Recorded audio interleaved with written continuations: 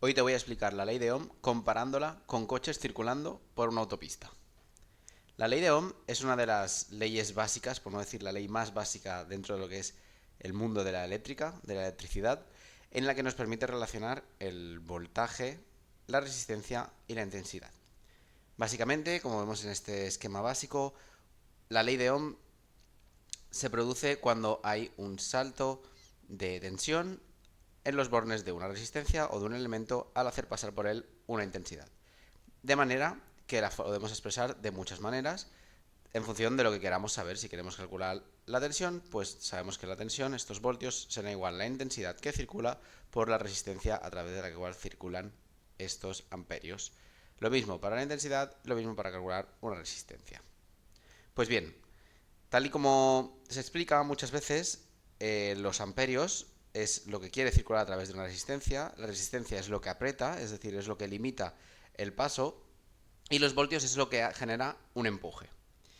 Pues bien, hoy vamos a hacer una comparación de esto como si los coches fueran la intensidad, es decir, los coches son los electrones que quieren circular, los voltios, el voltaje son los carriles que tenemos en una autopista y el peaje sería la resistencia, donde el valor de esa resistencia sería el precio del peaje.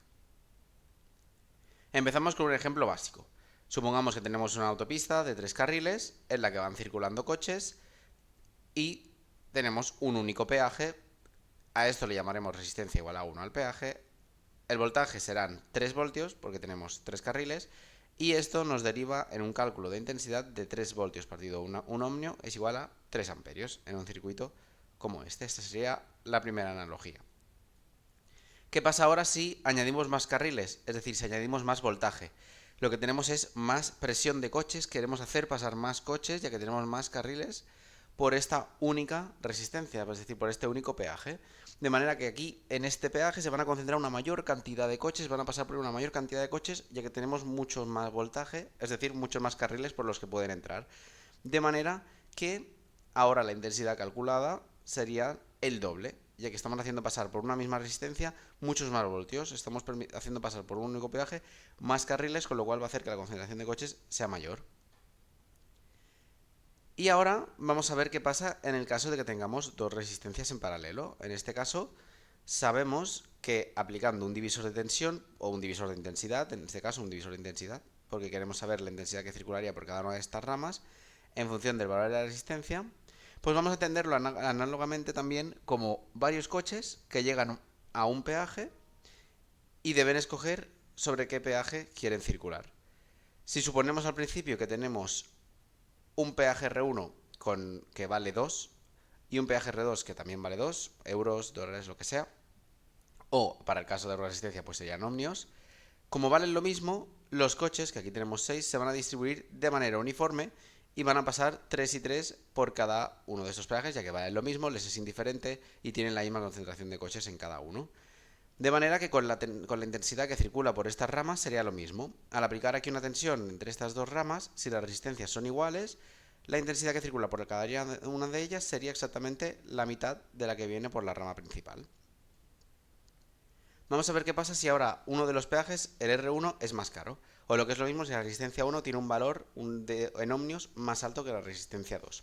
Pues en este caso, si nosotros fuéramos en el coche y viéramos que la resistencia R1 pasar por este peaje es más caro, lo que es más probable es que pocas personas se fueran por este peaje y que la mayoría se vinieran aquí. Evidentemente no todas, ya que probablemente hay un momento que esto se satura, ya que al final tenemos que pasar por un peaje, entonces no todo el mundo decidiría pasar por aquí, porque vería que se iba acumulando gente, de manera que alguna pasaría por aquí. Pero la gran mayoría de personas sí que escogerían la opción más barata y serían menos los que irían por este peaje más caro, aunque hubiera menos gente.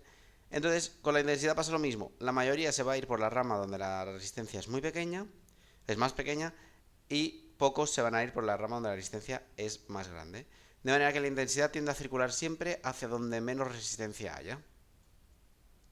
Esto nos lleva a imaginar qué pasa en el caso de que tengamos una autopista con peaje y una autopista sin peaje, donde tenemos que imaginar que aquí podemos circular libremente con los coches y que en ningún momento tenemos ninguna posibilidad de atasco y que los coches pueden circular libremente.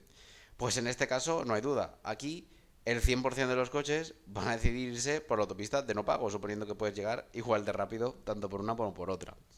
En este caso lo que está pasando es lo que llamamos un cortocircuito.